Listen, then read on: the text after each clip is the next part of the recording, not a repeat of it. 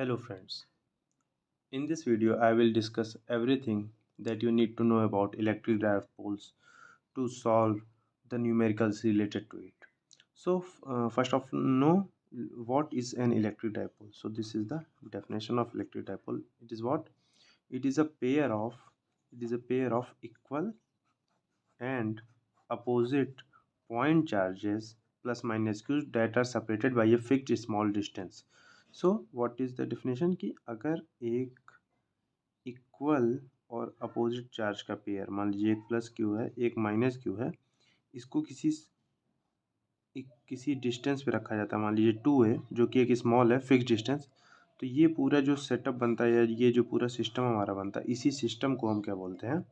Electric dipole means a pair of equal and opposite charge placed at some small distance. In this case we have taken 2a. In some books also you will see it to be d. तो अच्छा, इसका physical significance क्या है? ये क्या मतलब system सिर्फ ऐसे ही पढ़ना है, आर्टिफिशियल सिस्टम या नेचर में भी कहीं है? तो हाँ, एक्चुअल में ऐसा है. जैसे कई सारे मॉलिक्यूल होते हैं, मान लीजिए HCl आपका, तो HCl ओवरऑल क्या है? न्यूट्रल है, इस पर नेट चार्ज तो ज़ीरो होगा, बट यहाँ पे हाइड्रोजन और क्लोरीन का जो यहाँ पे बॉन्डिंग होगा, तो क्लोरीन जो होगा जो पार्शली निगेटिव होता है, ये वाला होता है पार्शली पॉजिटिव, क्योंकि इसकी इलेक्ट्रोनिगेटिविटी ज़्यादा है. तो ओवरऑल इलेक्ट्रॉन भले ही न्यूट्रल है, ओवरऑल HCl भले ही न्यूट्रल है, बट इलेक्ट्रॉन जो है वो थोड़ा सा पार्शली क्लोरीन की तरफ होता है, इसलिए इस पर पार्शली निगेटिव होता है, और जितना इस पर निगेटिव आएगा उतना ही इस पर पॉजिटिव आएगा, क्योंकि overall this HCl is neutral. और इसके बीच की जो बॉन्ड लेंथ है ये क्या होगा? इनके बीच की डिस्टेंस. तो overall HCl will act as a dipole, electric dipole. ऐसे ही और भी ढेर सारे मॉलिक्यूल्स हैं. अच्छा, तो कोई भी इलेक्ट्रिक डाइपोल होता है, उसकी स्ट्रेंथ बताने के लिए एक पैरामीटर है जिसको बोलते हैं हम इलेक्ट्रिक डाइपोल मोमेंट, और इसको हम डिनोट करते हैं P से, और it is a vector quantity, that's why I have put A arrow over it. इसका फॉर्मूला क्या होता है? Q इंटू कोई भी चार्ज का मैग्नीट्यूड ले लीजिए, तो दोनों का तो सेम ही है, और उनके बीच की डिस्टेंस, तो Q इंटू टू ए, क्योंकि हमने डिस्टेंस 2a मानी है तो Q इंटू टू ए मान लिया. कहीं D लिखा होगा तो then it would be Q into D. And since it is a vector quantity, it has got a direction, and the direction is from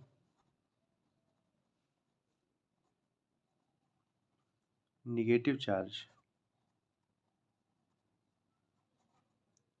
to positive charge.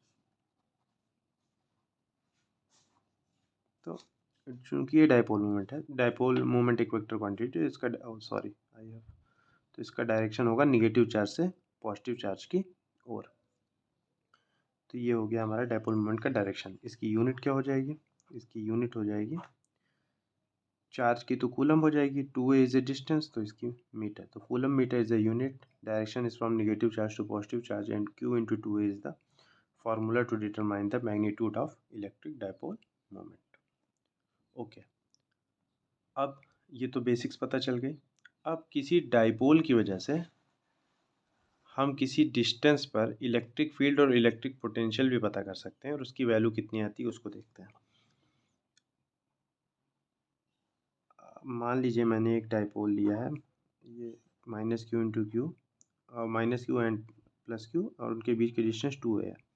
तो उसके centre से मैं उसके एक्सिस के अलोंग r डिस्टेंस पे कोई एक point ले रहा हूँ, और उस पॉइंट को P बोल रहा हूँ. इस पॉइंट पे मुझे इलेक्ट्रिक फील्ड पता करनी है, इसको एक्सियल पोजीशन बोलते हैं. तो इसकी वजह से जो इलेक्ट्रिक फील्ड आएगी that would be K into 2P by R cube, where K is what? K is 1 by 4 pi epsilon naught, or if some medium is there then it will be 1 by 4 pi epsilon.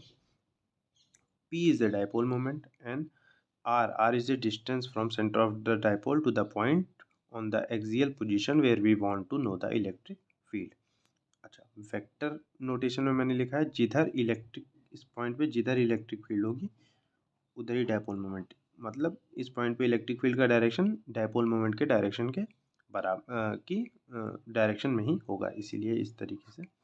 अच्छा, इस point पे electric field निकाल ली. इस point पे electric potential कितना होगा? इस point पे इलेक्ट्रिक पोटेंशियल होगा K into P by R square. अब चूँकि पोटेंशियल एक स्केलर क्वांटिटी है तो इसका डायरेक्शन तो कुछ होगा नहीं.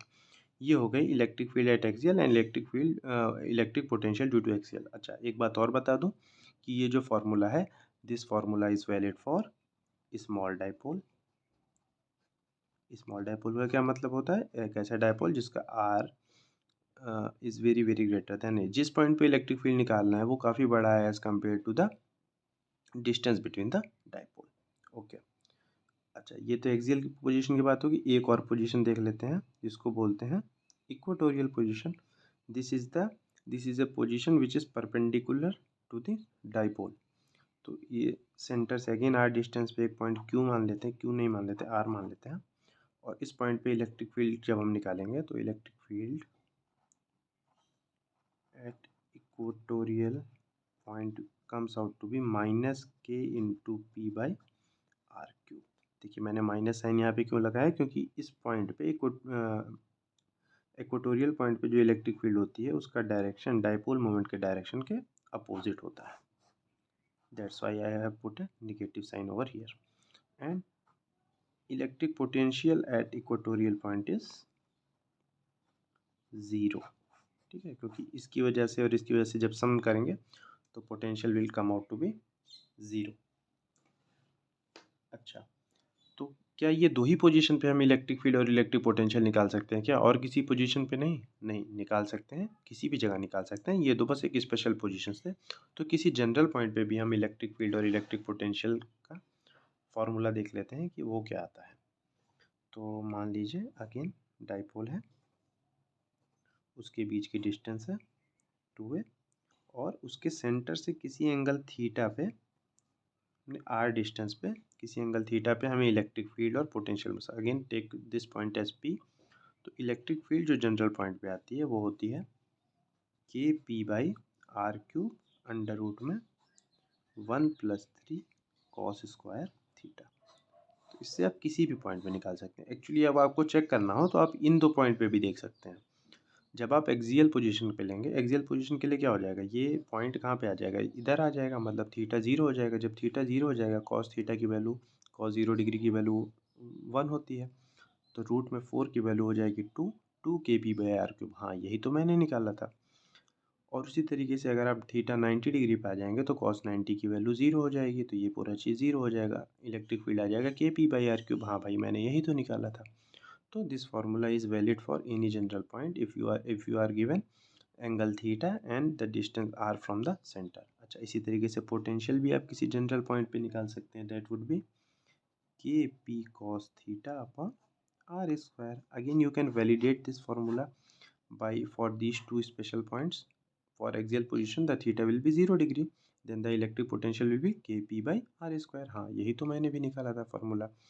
For equatorial position theta would be 90 degree and this cos 90 will be 0, then potential electric potential will be 0। हाँ यही आया था। अच्छा एक और बात, for small dipole there is a relation between the magnitude of axial electric field and electric field at axial point and equatorial point, that is magnitude of electric field at axial point is 2 times of magnitude of electric field at equatorial point। ठीक है, आप देख सकते हैं K into 2 P by R cube है, यहाँ K into P by R cube है। सिर्फ डायरेक्शन की बात कर रहा हूँ, मैग्नीट्यूड की बात कर रहा हूँ। ठीक है, सो ये हमने अभी तक डायपोल्स के बेसिक देख लिया, फिर उस डायपोल की वजह से इलेक्ट्रिक फील्ड और इलेक्ट्रिक पोटेंशियल देख लिया। आगे देखते हैं कि अगर किसी इलेक्ट्रिक डायपोल को यूनिफॉर्म इलेक्ट्रिक फील्ड में रख दें तो क्या होता है। तो पहले हम एक यूनिफॉर्म इलेक्ट्रिक फील्ड बना लेते हैं और इसमें हम इस डायपोल को मान लीजिए रख रहे हैं -q+q और दोनों के बीच का डिस्टेंस 2a एंड ये डायपोल मूवमेंट का डायरेक्शन भी इधर को आएगा और उसके और इलेक्ट्रिक फील्ड के बीच का एंगल क्या है, थीटा है। तो आप देखेंगे नेट फोर्स जो आएगा टॉर्क पे डायपोल पे दैट वुड बी 0। कैसे? क्योंकि पॉजिटिव चार्ज पे इलेक्ट्रिक फील्ड फोर्स लगेगी q इंटू ई, निगेटिव चार्ज पे फोर्स लगेगी माइनस, बेसिकली q इंटू ई ही लिख दे रहा हूँ, मैग्नीट्यूड सेम है, डायरेक्शन अपोजिट है, तो net force will be 0। But since this force is not acting at a single point, ये फोर्स इस तरीके से काम कर रही है। मान लीजिए इस पेन पे मैं एक फोर्स इधर लगाऊं, एक फोर्स इधर लगाऊं, तो नेट फोर्स भले ही 0 होगी but there would be a resultant torque because एक two equal opposite and parallel force form a couple. और उसकी वजह से एक टॉर्क लगेगा और इस तरीके से ये घूमने की कोशिश करेगा ये डायपोल। तो किसी भी डायपोल को यूनिफॉर्म इलेक्ट्रिक फील्ड में रखते हैं तो उस पर नेट फोर्स जीरो हो जाता है, बट उस पर एक नेट टॉर्क आता है और उसका जो मैग्नीट्यूड, उसका जो फॉर्मूला होता है that is P cross E, which is P E sin theta, where P is electric dipole moment and E is the electric field, and sin theta, theta is the angle between dipole moment and electric field. अच्छा, ये torque maximum कब होगा? ये torque maximum कब होगा? जब sine theta maximum होगा। Sine theta कब मैक्सिमम होगा? थीटा इक्वल टू 90 डिग्री पे, और उस पर क्या हो जाएगा? टॉर्क मैक्सिमम हो जाएगा PE at theta equal to 90 degree पे। थीटा 90 डिग्री कॉन्फ़िगरेशन कैसी होगी? अगर आपने डायपोल को ऐसे रख दिया, इलेक्ट्रिक फील्ड ऐसे है, तो सबसे ज़्यादा टॉर्क लगेगा इस पर। टॉर्क मिनिमम कब होगा? जब साइन थीटा मिनिमम होगा, that would be at zero. कब होगा ये? At theta equal to 0 degree और थीटा इक्वल टू 180 डिग्री, दोनों पे ही ऐसा होगा। अच्छा, theta equal to 0 degree 180 degree दोनों पे ऐसा हो रहा है, थोड़ा सा इसको देख लेते हैं। 0 डिग्री पे क्या हो रहा होगा? मतलब 0 डिग्री किसके किसके बीच में? डायपोल मोमेंट और इलेक्ट्रिक फील्ड के बीच में। तो डायपोल मोमेंट भी इधर है, इलेक्ट्रिक फील्ड भी इधर है। This is the configuration for theta equal to 0 degree. दूसरा कॉन्फ़िगरेशन था माइनस क्यू क्यू, तो डायपोल मोमेंट इधर है और इलेक्ट्रिक फील्ड इधर है। This is the configuration of theta equal to 180 degree.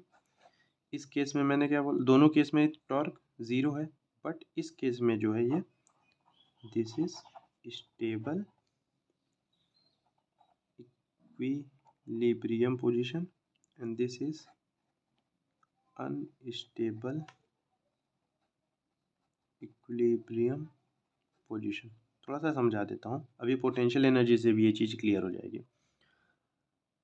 Stable equilibrium position वो होती है जिससे अगर हम सिस्टम को थोड़ा सा डेविएट करें तो वो सिस्टम फिर से वहीं पे आ जाए। तो देखिए, अगर मैं इस डायपोल को हल्का सा कहीं हिलाऊंगा तो इस पर जो टॉर्क लगेगा क्लॉकवाइज लगेगा, इस पर एंटी क्लॉकवाइज, और वापस ये इसी पोजीशन पे आ जाएगा। वहीं इस केस में देखूँ, अगर मैं इस सिस्टम को हल्का से डेविएट करूँगा तो इस पे टॉर्क इधर लगेगा, इस पे टॉर्क इधर लगेगा, और ये वापस सिस्टम इसी स्टेट पे आने की कोशिश करेगा, अनस्टेबल से स्टेबल इक्विलिब्रियम वाली पोजीशन पे आने की कोशिश करेगा। तो दोनों ही कंडीशन पे टॉर्क ज़ीरो है और नेट फोर्स दोनों ज़ीरो है। थीटा इक्वल टू 0 डिग्री पे 180 डिग्री पे, but this situation is known as stable equilibrium while this is known as unstable equilibrium position. चलिए लास्ट टॉपिक देखते हैं डायपोल से जुड़ा हुआ, that is potential energy of electric dipole in uniform electric field. Potential energy तो किसी भी dipole को, अभी मैंने देखा जो टॉपिक पढ़ाया उससे ही रिलेटेड है ये। तो किसी भी डायपोल को जब इलेक्ट्रिक फील्ड में रखते हैं तो हमें पता चला कि उस पर क्या लगता है? टॉर्क लगता है। टॉर्क लगने की वजह से ये घूमेगा, तो उसकी वजह से इलेक्ट्रिक फील्ड इस डायपोल पे कुछ वर्क करेगी ना, तो वही वर्क डन स्टोर हो जाता है in the form of potential energy. तो हम वर्क डन कैलकुलेट कर लेते हैं थीटा 1 से थीटा 2 तक, टाउ इंटू डी थीटा, और इस तरीके से कैलकुलेशन करते हुए जब हम जाते हैं तो फाइनली हमको मिल जाता है U theta 2 minus U theta 1 equal to minus P E cos theta 2 minus cos theta 1। Again जब हम थीटा 1 को 90 डिग्री ले लेते हैं तो उस पर पोटेंशियल एनर्जी ज़ीरो आ जाएगा। देन फाइनल पोटेंशियल एनर्जी ये फॉर्मूला हमारा निकल के आ जाता है U equal to minus P dot E, और इसको हम यहाँ लिख सकते हो minus P E cos theta. तो ये हो गई पोटेंशियल एनर्जी। अच्छा, अब देखिए पोटेंशियल एनर्जी मिनिमम कब होगी? पोटेंशियल एनर्जी मिनिमम होगी at theta equal to 0 degree पे। 0 डिग्री पे पोटेंशियल एनर्जी कितनी हो जाएगी? Minus P E. अच्छा, at theta equal to 180 degree पे पोटेंशियल एनर्जी की वैल्यू मैक्सिमम होती है, मैक्सिमम होती है, और ये हो जाएगी P इंटू ई। अच्छा, अब मैं आपको एक बात बताता हूँ कि वो सिस्टम स्टेबल ज़्यादा होगा जिसकी पोटेंशियल एनर्जी मिनिमम होगी। तो देखिए मिनिमम कब हो गई? थीटा इक्वल टू 0 डिग्री पे। हाँ, तो अभी तो हमने पढ़ा था कि थीटा इक्वल टू 0 डिग्री पे स्टेबल इक्विलिब्रियम होता है, और वो सिस्टम सबसे कम स्टेबल होगा जिसकी पोटेंशियल एनर्जी जितनी ज़्यादा होगी। तो देखिए पोटेंशियल एनर्जी मैक्सिमम हो रही है थीटा इक्वल टू 180 डिग्री पे। तो हाँ, तो अभी हमने पढ़ा था 180 डिग्री पे अनस्टेबल इक्विलिब्रियम में। तो जो चीज़ें अभी बताई थी उसको मैं यहाँ पोटेंशियल एनर्जी के टर्म्स में भी रिलेट कर दे रहा हूँ। तो अगर आपको इलेक्ट्रिक डायपोल्स को लेकर के इतने कॉन्सेप्ट लगभग क्लियर हैं, then you will be able to solve most of the problems if you apply these concepts in a right manner. So that's all for this video. Thank you.